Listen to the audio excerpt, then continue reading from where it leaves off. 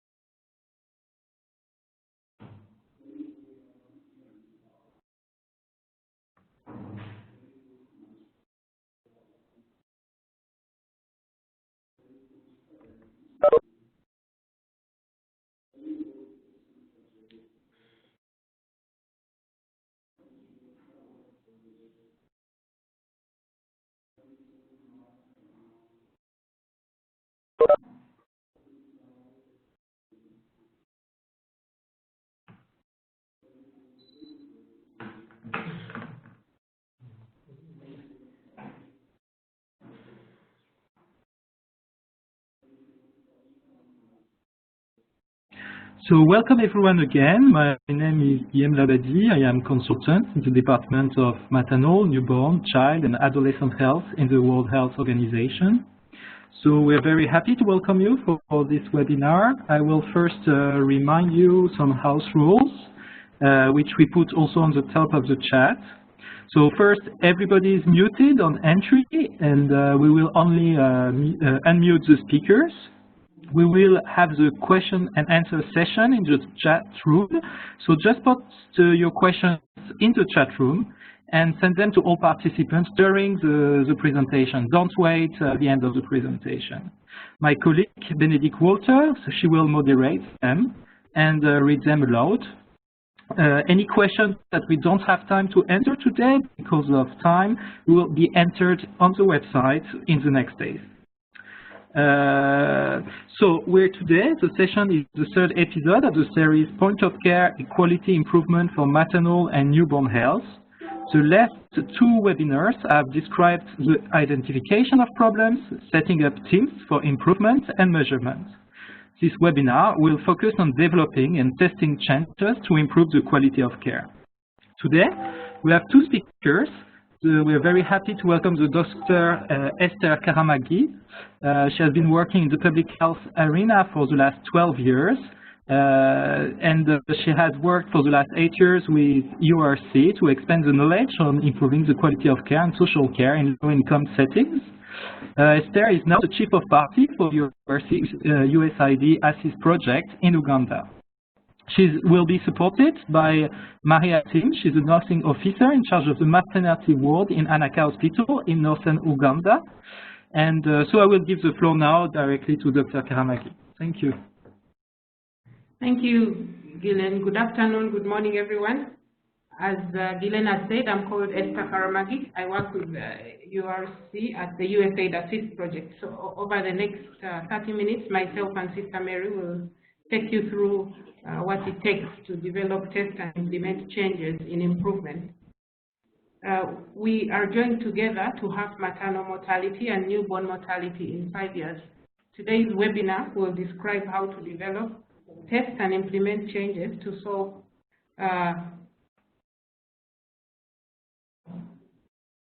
just a minute, please. Let me share my screen. Share your application as not a screen. Sorry? share the application. Yeah. Thank you. Is it working now? I can't look at it. I cannot look Can at you see it? Yes. Yes, it's great.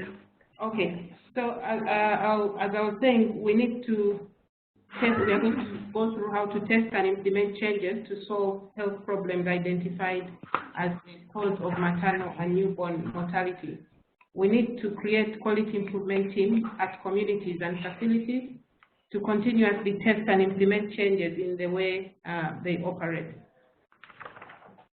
So I'll start by going through some of the theories with an example, and then Sister Mary will take us through her experience. I'll first remind you of the improvement steps which we have gone through in previous webinars. The first step is to identify a problem, form a team, and write an aim statement. This was described in the first webinar. The second webinar was on measurement and was covering the second step to analyze the problem and measure the quality of care. Today we are focusing on the third step, which is developing and testing changes. And in subsequent webinars, we'll go to the fourth step.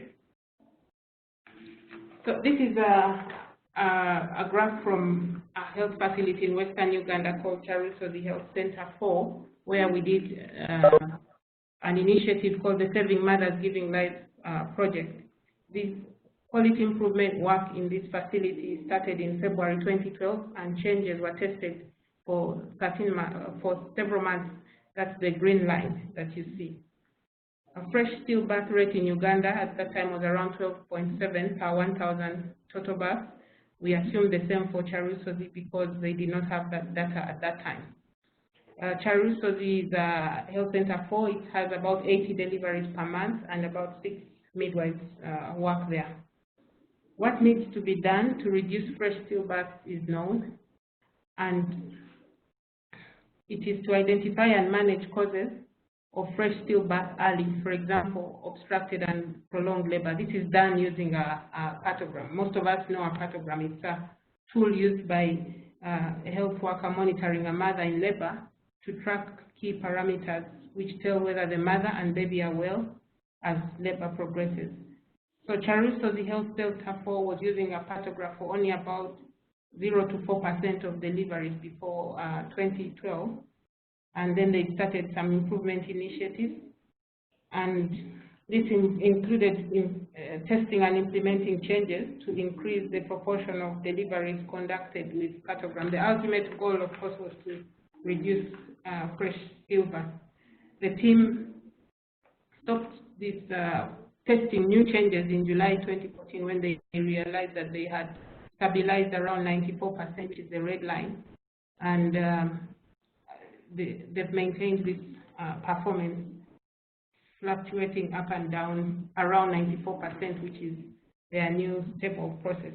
So you can see a health team in rural Uganda that has worked to improve use of patograph, and you can try to imagine what it took to get to that performance from around 4% to 94%.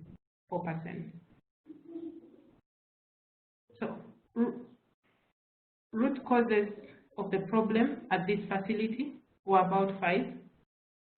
They are listed up there. They evolved over time. Root causes, we usually start by forming a team, and I know that was addressed in earlier webinars, and these teams try to brainstorm on why, for example, antipathogram is being used.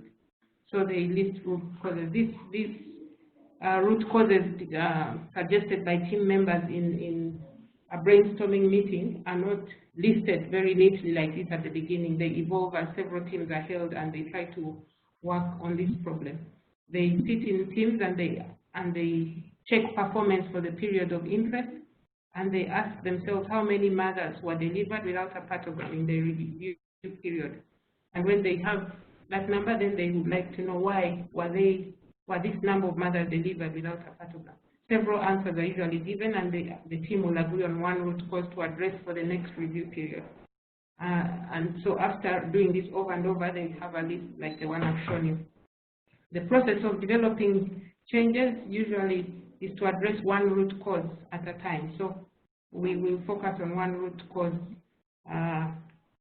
going forward for a few slides. so that we can understand what it takes to develop and test changes. People who have reached the point of, so for example, a root cause is pathogram is not available when it's needed. The team then has to, again, brainstorm. They can brainstorm on what can be done to improve that, or they can check what other people doing the same work have done. This is usually packaged in change packages or other documents that describe how a certain group of people in a certain context have solved a similar problem. So they will not usually just cut and paste, check what is said in the change package. They will just listen to it and adapt it or decide whether it matches their context. So this is what happened in this place. So they decided that for example, that the root cause is pathogram is not available when needed, and they needed to develop and test changes to improve that. So root causes, when teams sit and discuss root causes, they don't divide them neatly like this into inputs and processes, but eventually you'll find that all the problems in the facility will either be due to an input problem or a process problem. Therefore, when the team addresses a combination of input problems, for example, train staff, people don't know how to fill the pathographs, so train them.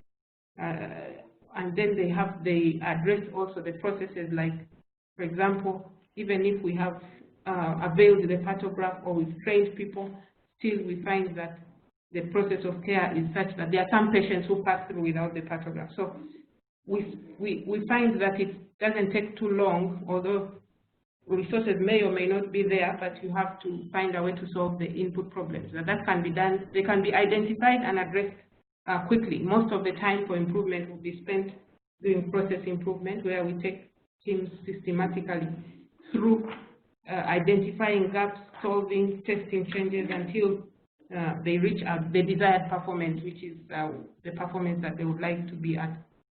When these two areas, inputs and processes, are addressed, you find that there is improved performance.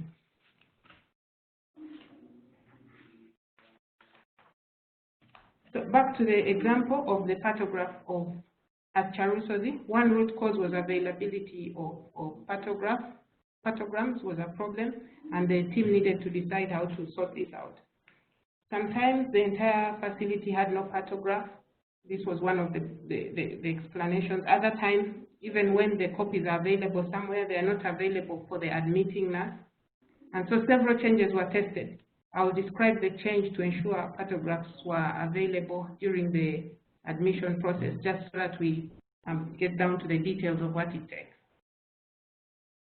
So this is a simple flowchart for Charusozi Health Center 4. It describes what happens when a patient arrives. After arrival, a nurse or the health worker will determine whether the patient is in labor or not. If they are not in labor, they'll go and get the appropriate care according to their diagnosis. So what happens if they're in labor? This is what happened. The midwife has to leave the patient, walk over to the in-charge desk or cupboard where the pathograms are locked. For some reason, these are usually locked in most of our health facilities. Then she'll unlock the cupboard, pick the pathogram, and bring it back to the admission place and complete the admission. This was the flow chart of the process of admission that required where the health worker was supposed to use the pathogram. So what did they do? They removed this step. They decided that they are going to this was the process improvement that they were going to implement. They are going to remove the step where the midwife needs to go and pick the pathograph. And instead, the team decided to staple pathogram to admission forms so that they are available at every admission. They had to use PDSs. Now this is a change. Stapling pathograms to admission forms is a change. Changes are tested, and they are tested using what we call PDSA. So I'll now go into the details of the PDSA. So what's a PDSA? PDSA means Plan, Do, Study, Act. This you might have heard of before. The first thing you do is make a plan of what change you will test, and you communicate that plan to the rest of the people. Then you test the change, you review the performance. Is there any evidence that what you've done has worked or not? And then based on the evidence, you decide whether to discard the change completely and implement and test a new one, or modify it, or if it has worked well, you go ahead and implement it at a larger scale. I have an example here, back to the Charusozi case again. The change was that the in-charge will do the stapling. So they decided to test that for 1 week, just in the day shift. And then they had to study, was the pathogram available for all patients seen in the day shift? Performance review showed that the in-charge is away a lot or busy. Most of the stapling, therefore, was not done. So they had to change. They are not discarding the change, but they are changing it a bit. So how about if the stapling is done by the staff on duty instead of the in-charge? And this was the next change. So this is just a small PDSA, and we have different, you'll find that we have different sizes of PDSA. The very small ones are usually to test feasibility. Is it even possible? The change that's proposed in a QI team meeting, is it possible? You usually want to do that on a small scale for a small group of patients, because we do not want to involve the whole clinic or all the population of patients when we are not yet sure about feasibility. So this will tell us about feasibility. So once we know about feasibility, then we want to test effectiveness. That we usually do on a slightly larger scale. For example, can the next week all day shift, can this change be tested in all the day shift delivery? Can the pathograph be stapled consistently for a whole week on day shift? Will every patient seen in the day shift then be monitored with a pathograph? This is a bigger change. Then the largest scale of changes when we go to the whole population in the health facility. So what about different contexts? Can it work in night shifts? Can it work in evening shifts? Can we implement the change at scale? So this is what happened at this facility. The facility tested 3 changes to improve availability, and the changes they tested, I've put them in this illustration as change 1, change 2, and change 3. The first change was photocopier. They had a photocopier machine that was far away. They moved it closer so that they could always photocopy the pathogram. The second change is the one I've described in detail. Move the pathogram as stapled, therefore available in the labor suite for whenever it's time for delivery. And then the third change was to assign someone, because they were still running out of stock outs. Whenever they would staple a batch of them, and they would run out of stock out. So someone had to be assigned to keep. Notice that PDSs are done for each change. I described here PDSs for the second change. That is change to moving pathograph to the labor suite. Eventually, what worked at this health facility was that one focal person was assigned to do the stapling, since the in-charge and the staff on duty usually either run out of time or were busy, and therefore they did not succeed in making sure every patient has a pathogram attached to their admission form every time. These changes are usually tested one at a time at this point, because you want to understand the value of each change. So over a period of a few weeks, or you'll find that people are able to test several changes. So how does it come together? To ensure availability, 3 changes were tested. The other root causes at the start, I told you there were 5 root causes. So this is illustrating what changes were tested for the other 4 changes. And I've labeled them 1, 2, 3 in order. The change on completeness and accuracy of data, they decided that files which were incomplete would be identified and pulled out of the rest, and then immediate feedback would be provided to responsible staff. And then to handle the problem of patients handled between 2 shifts, pathograms were included in the shift handover process, so that the new shift would continue the pathograph that had been started. For patients to be referred, the pathogram became one of the documents included in the referral notes. This problem was because patients who are being referred from this health facility to the bigger hospital were the ones whose files did not have pathograms, and therefore they did not know how much was done with them at their facility. And then the night shift. Night shift is always a problem. This is the group of patients that usually don't get the services that are at the quality of the day shift. All they did was adjust the duty rota to ensure that the same number of staff daytime as the same as the nighttime. So several root causes have been addressed, several cycles tested, each naturally leading to the next. And this needs to become the way of doing work to support sites to form teams that constantly test changes. So I'll hand over to Sister Mary right now. She'll give us her example, and then I'll continue. Thank you, Esther. I'm Mary Ladwong-Atim, a nursing officer from Anak Hospital, and I'm in charge of maternity ward.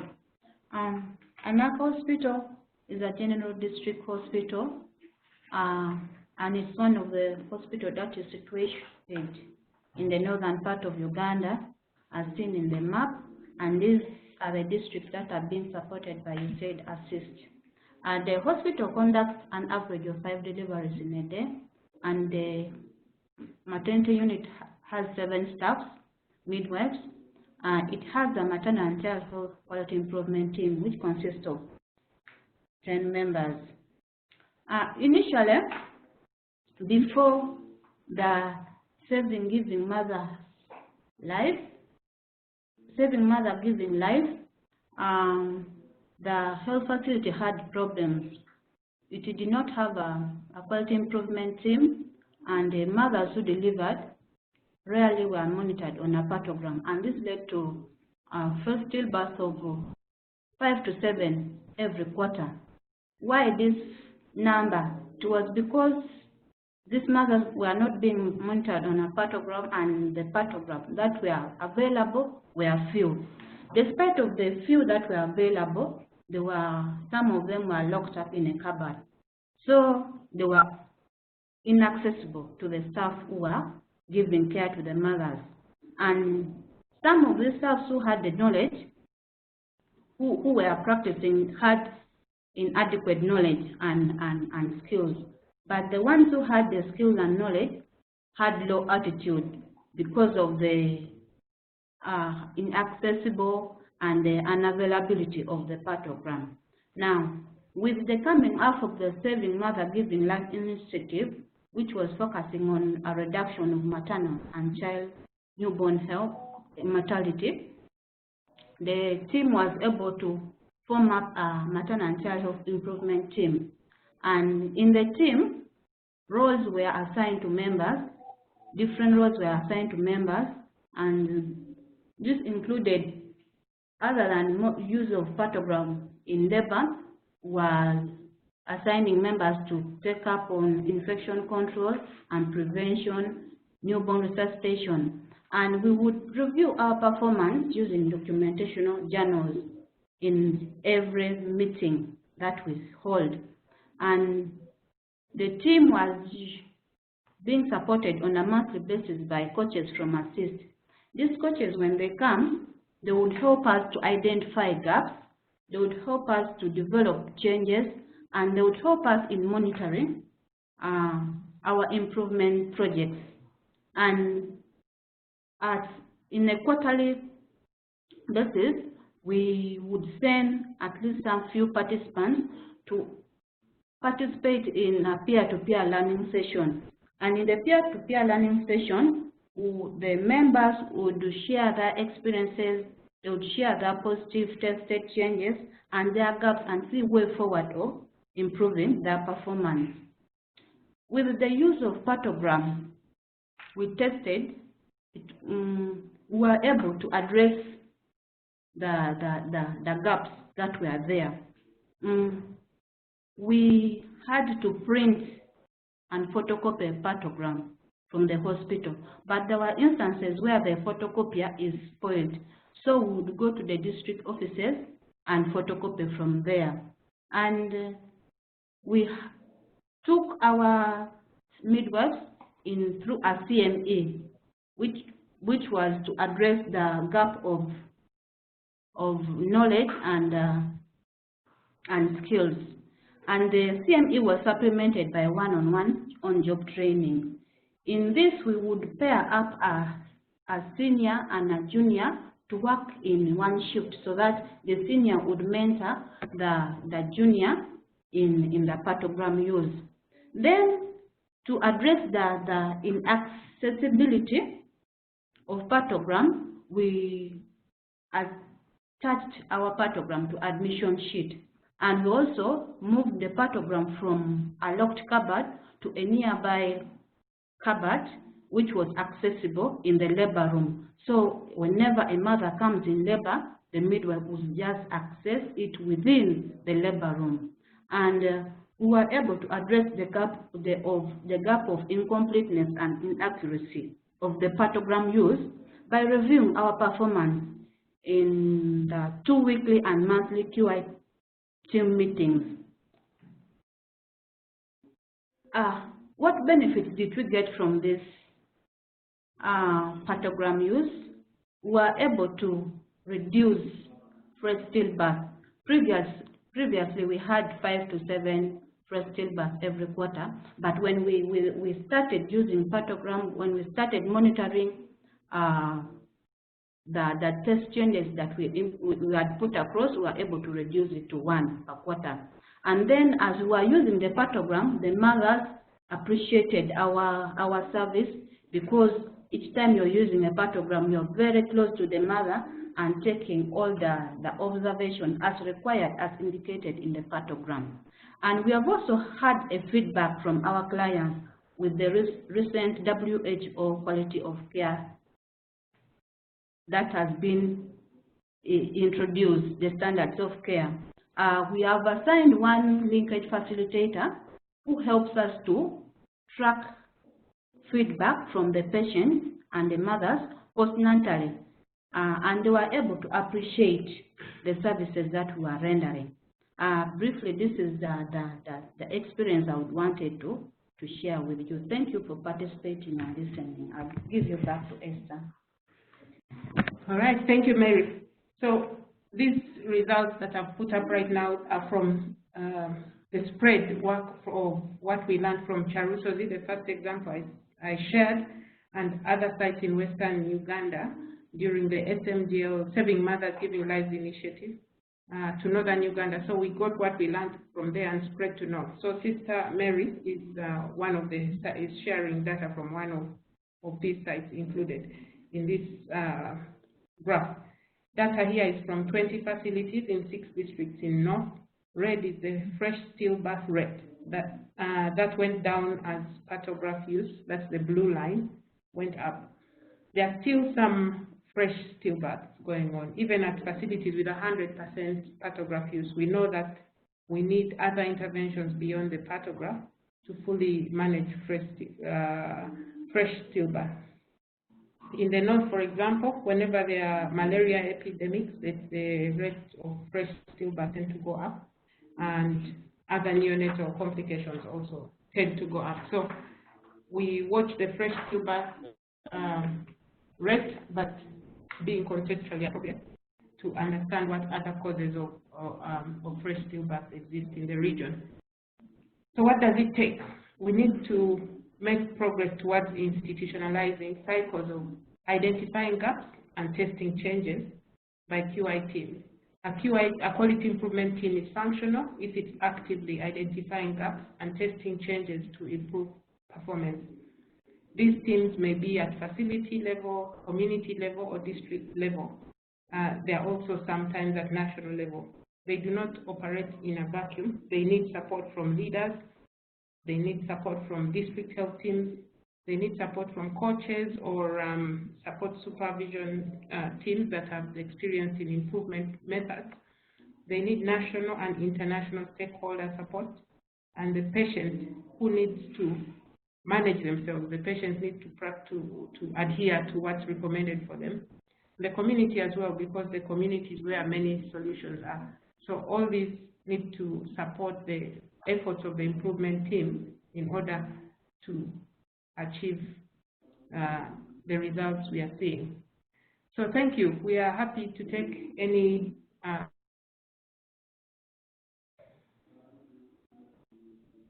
Thank you.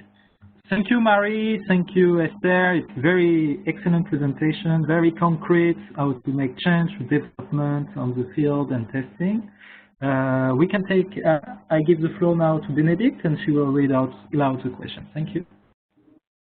Thank you very much, Sister Marie and Esther, for this very hands-on presentation on how PDSA actually works in practice. It makes it very, very tangible and practical. We have a few questions for you already, and people are keep posting them as I read them out. So the first one is from Zaidi Mulisa, who's asking whether it's not better to do improvement on pathograph completeness rather than utilization. Okay, thank you. So pathograph completeness was one of the root causes, at least in Charusodi, and it was also addressed. It's just not the one I used to describe. So if the team reviews the pathograph use and discover that, in fact, there are some pathographs that are incomplete or some parts of the pathograph are never filled, then that needs to be identified as a root cause and it needs to be addressed. And it's not always the case, but when it is, then it needs. So the important thing is the process. Identify the gap, understand the root cause, and then test changes that apply to that root cause through use of PDSS. Would you like to add, ma'am? Yeah, the completeness is paramount, because if you don't complete, that means you've not used the pathograph accurately. So you cannot use it accurately without completing it.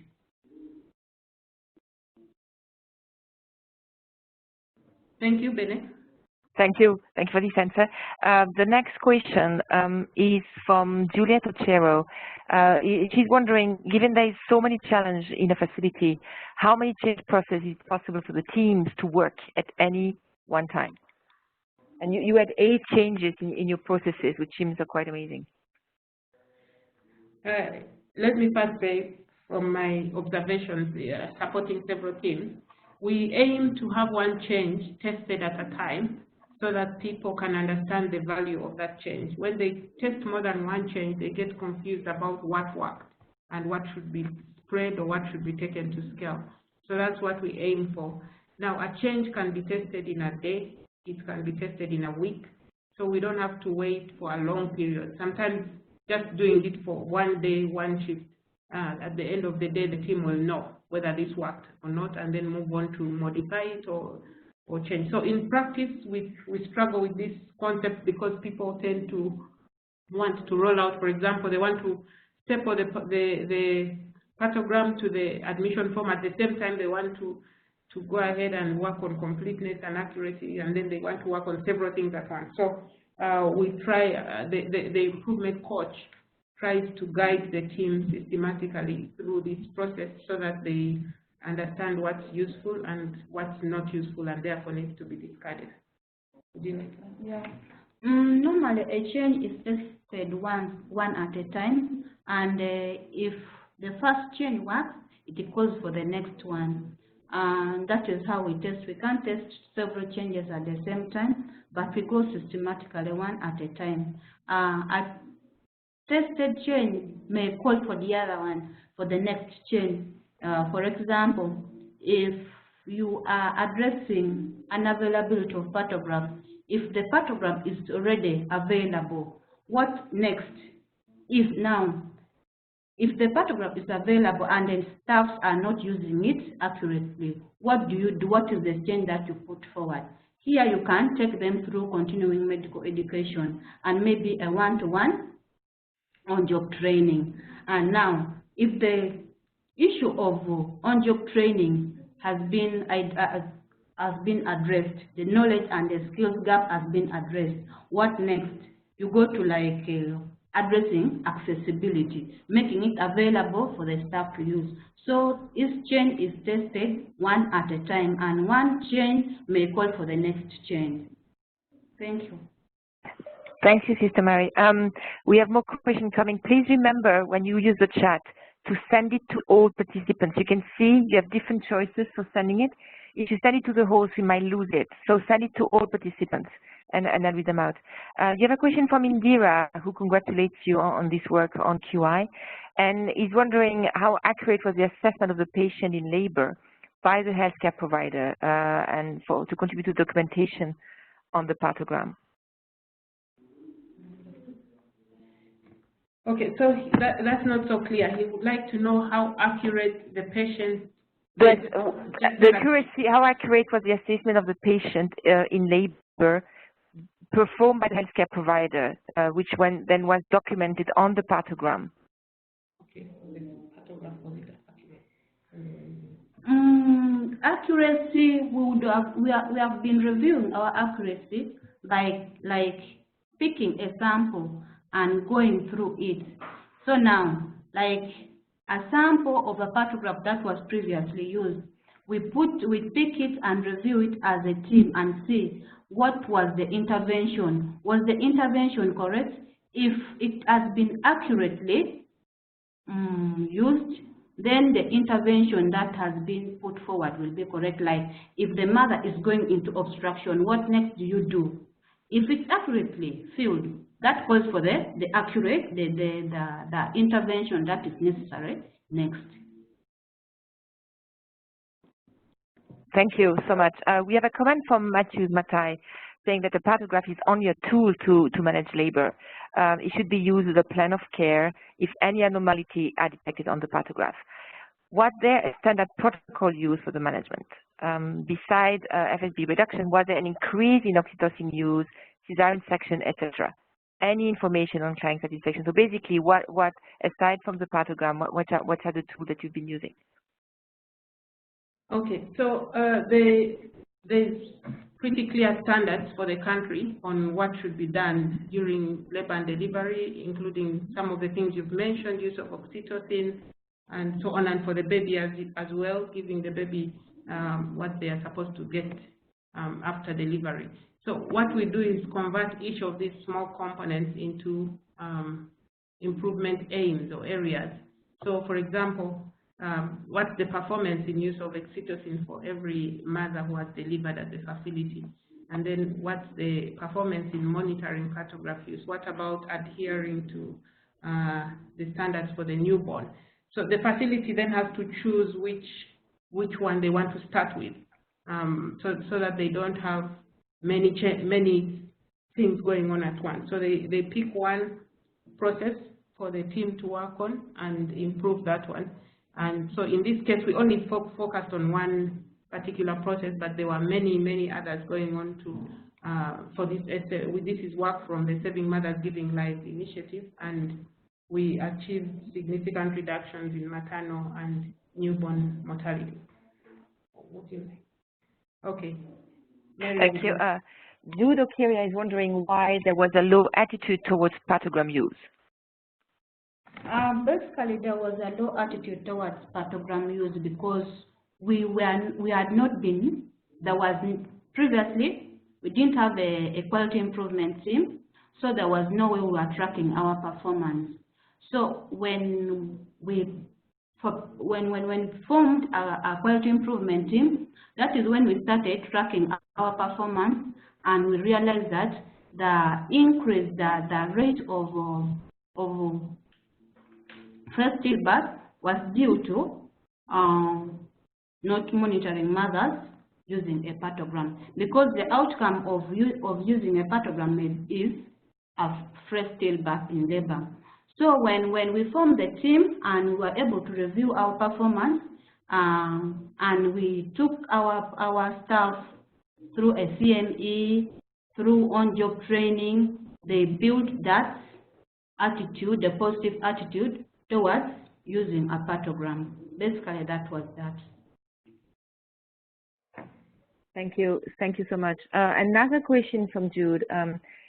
She's asking if the PDSA is a linear process that follows a step at a time, and in this case, at which point in the process is the review happening?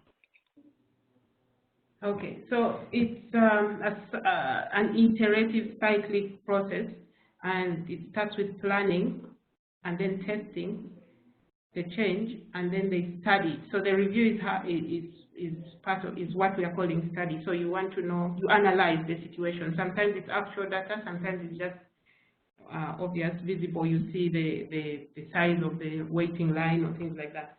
So after that, you take action, and that generates a new process. So it's a cyclic, iterative process of change, PDSA after PDSA to test new changes. Okay, Juliet Ochero has a problem. Let's bring actually the discussion to beyond the facility. She's wondering when you decide which change processes you need to focus on in your quality improvement team. Do you focus on a specific problem at the health facility level, or sometimes you look at a broader perspective from the district level and work on a particular aspect of it? Basically, we've been looking at it at a facility level, at the level of the hospital. So we would link up with the administration, with the person who can help us act on the change. Okay. From Dr. Ashok Diwari to you, Sister Mary and Esther, what criteria did you take for completeness of the pathograph, and who collated it? The criteria we took was to assign a focal person. When we assigned a focal person, the person was responsible for reviewing the accuracy, the completeness, and this focal person will take the staff on a one-to-one training, one-on-one training. So that is the criteria we used to help the staff. Okay, I'll just describe what I've seen elsewhere. For completeness of photographs, there will be usually the parameters are well known. They are listed, so they should all be there. The BP should be there, and they should be plotting the the fundal height and everything. So everything should be on the photograph. Then the next thing they will do is usually sample some photographs which have been used and count how many of those representative sample, how many of those have everything filled as it's supposed to be filled. So if the patient load is small, they can check all. But if there are many patients, facilities with many patients, they'll usually just take a representative sample. And we do have a sort of sampling tool that guides people on how many are enough. Okay, I have another question from Kusum, MCSP. What was the reason for the decrease in use in June 2012?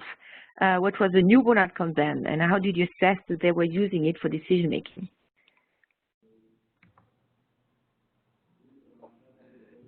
So he's talking about June 2012 should be Charusozi? June 2012, did he say June 2012? June 2012, yeah, decrease in use of photographs. And what was the newborn outcome at that point? Okay, so this facility did not have data on fresh stillbirth at that point, so I can't tell you about the fresh stillbirth. I'm not too sure why it dropped at this point, but what I can say, it's not yet a stable process. It usually takes a while, not a long time, but a few weeks or sometimes months before a stable state is reached. So we expect that it will go up and down quite significantly until the facility has settled down in the new in a new stable state. So when we come in with improvement, we find them performing in a certain way. We start changing things and get destabilized, and then they settle down. So here it settled down at 94. But this drop, I can't tell you exactly what happened at that point. Okay, thank you. From Joseph Ogwapit, he says since this tool only collects data during birth, and he said, if I'm wrong, please correct me, how can it possibly prevent stillbirth, because stillbirth as a result of many other factors? Yes, you want to answer? Okay, so the photograph is addressing, of course, the problems around labor and delivery, which is responsible for a good number of the deaths we see in the mothers and the babies. So we usually do a process of reviewing the data and the situation to identify what are the common causes of, for example, fresh stillbirth in this context, and then we see how many, we actually give numbers to see how many of those were due to problems at delivery, how many were due to different other problems, and then we narrow down the intervention to the one that we think will have the most effect. So really across this region in Western Uganda, we found that most of the fresh stillbirths, many of the fresh stillbirths were due to problems around labor and delivery. Sister Mary, you want to add? Fresh stillbirth is an outcome of photograph use in my facility, because as you monitor a mother, if you're monitoring a mother, you're monitoring both the maternal and fetal condition. And as you monitor the mother, you are able to detect whether the normal is deviating, you are deviating from the normal. The parameters are deviating from the normal. So if the maternal and fetal condition is deviating for the normal, especially the fetal condition, the fetal heart rate is going down or is going up, and this is signifying fetal distress, you take appropriate intervention. So the photograph used has contributed to a reduction in fresh stillbirth, because we are able to identify whether the maternal condition or in this case, the fetal condition is deviating from the normal. We are able to detect fetal distress and act appropriately. And this has been a step that helped us to reduce fresh stillbirth. Thank you. On the process and programming aspect, in your view, how much do you think the local facility team was able to do by themselves and sustain, versus how much support and input they needed from the USAID Assist program? And that's a question from Ashok Tiwari. Okay, so the team, once they've understood the concepts of improvement, forming a team, working as a team, remaining functional, testing and implementing, then the need for support reduces. We've been able to go back several times to facilities we've pulled out of, and we find that they've continued, or they've started new areas, or even you may be working with MNCH and you see them testing changes in malaria or something unrelated. So the initial engagement is usually heavy, and it's necessary, and it may be by USAID Assist or it may be by the government. These just need to be coaches who understand the improvement methodology, so that they can guide the team forward. After that, the engagement of Assist is not too necessary to sustain, because they've actually changed the way they work. If they have said that they are always going to step out, that's a new way of work, and it doesn't need Assist anymore after that. And they are able to go ahead and test new changes in other areas. So my response to that is that there is heavy engagement in the beginning from external support, and then after that it reduces. Thank you. We only have 4 questions at this point, so I'll read them out. If anyone else has a question, please take the chance. We have another 10 minutes if you have more questions. Another question for Dr. Tiwari was, firstly, congratulations on the work, and ask, how did you get immediate feedback on the photograph?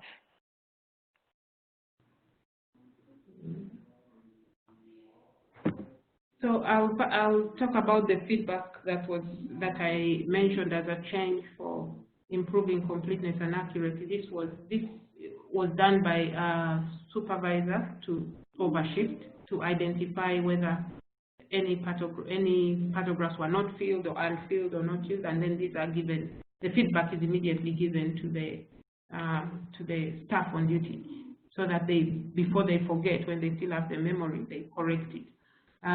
Sister Mary will. Okay. Feedback, we also got feedback from clients, and we realized that it was due to accuracy and completeness of photogram use, because as previously there was reluctance, there was a knowledge gap and skill gap, and when we took it up, the health workers started using photogram. And as a midwife monitors the mother on a photogram, she is very close to the mother. She's giving all the necessary care that is needed. And we've been able to get the feedback from clients that they had satisfaction when we put a a linkage facilitator to gather information from them, and they were able to appreciate the service. So this was one of the contribution of pathogram use, because as the health worker monitors the mother on pathogram, she is very close to the mother and gives all the necessary care that is needed. Thank you.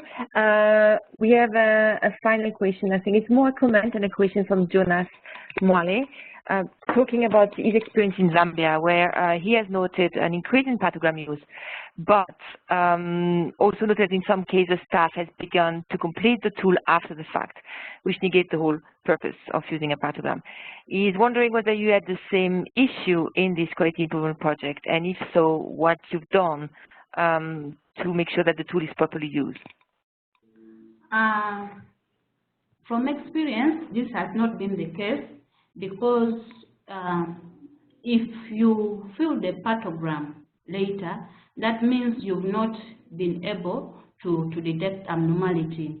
And if the pathogram was being filled later, after maybe the mother's delivered, then we would be seeing an increase in the number of fresh stillbirths. But for this case, we have seen that when the pathogram use was introduced and was tested, we realized that in the health facility where I work, there has been a drop in the incidence of fresh stillbirth. Okay. So we are not using it after labor. We use it in labor to help us detect whether we are deviating from the normal to the abnormal. Okay. Thank you very much. We have one more question two more questions. We're gonna take these two more questions and we're gonna stop. And so you can ask more questions here or send them to me by email, and both Esther and Mary will answer them, and we're gonna post it on the website. So all the content from this webinar will be there. We have a question again from Juliet to you. In the Ugandan context, how feasible is the CIS-QI approach to scale up? And what do you think are the biggest challenges in scaling up? All right, so we did get this from West and take it to North. So it's not, when we start this improvement work, we start with scale up in mind. So we go ahead and design tools or document what we are doing so that we can use those for scale up. We always have scale up in mind. So for example, when we went to North, we went to just 20 facilities in the 6 districts, yet they had many more, over 50 facilities that needed this support. So, but you choose the facilities such that you represent a slice of the system, at least one from a health center, 4, 3 hospital, regional referral, so that each of the levels is represented, and when it's time for scale, there is already a model site similar to any one site that they want to scale up to. So we intend for what we do to be scaled up right from the start. The government has the quality assurance department and structures that also support scale up, that this work can be scaled up to. So it's not hard or difficult to scale up. Once people know what has worked, we focus on knowledge management, then they will usually be able to scale up. Okay, thank you. We have one last question from Fatima Goa, who wants to know who are the internal and external coaches for QI. You mentioned coaches in your presentation. Yeah, the coaches, there's always staff from the hospitals, the district that are responsible for supervising these health facilities that we go in and train. So they are experienced coaches at national, regional level, and so on. But when we have a specific topic, we pick people whose job it is to supervise this area, and we train them. We mentor them, train them, and support them to become coaches. So initially, you'll have people from another region or from national level or from regional level. But with time, we hand this coaching over to the local supervisors so that they can continue the process of supporting this site. Esther and Marie, we have several people commenting on how clear and informative your presentations were. So thank you very, very much for that. We are stopping the question now, but again, if people on the line have more questions, I just posted my email address on the chat. I hope you can all see the chat. bwalter@unicef.org. Send them, and we will ask Sister Mary and Esther to answer all the questions they've posted today in writing, and we'll put them on the website. I also posted the URL of the website in the chat. So all the documents, their presentation, plus the question and the answers will be there for you to go back to if you want, together with all the other material from the previous 2 steps webinar. I'm handing over to Guilhem now to close down, and I thank you for participation today and for a group that was exceptionally well behaved. Thank you very much. I totally agree. Excellent. Thank you very much, Esther, Marie, and Bene, and all participants. If you find this webinar interesting, please spread the word so we can share this insight, very great insight on quality of care for mother and newborn. Thank you very much, all of you. Bye-bye. Thank you.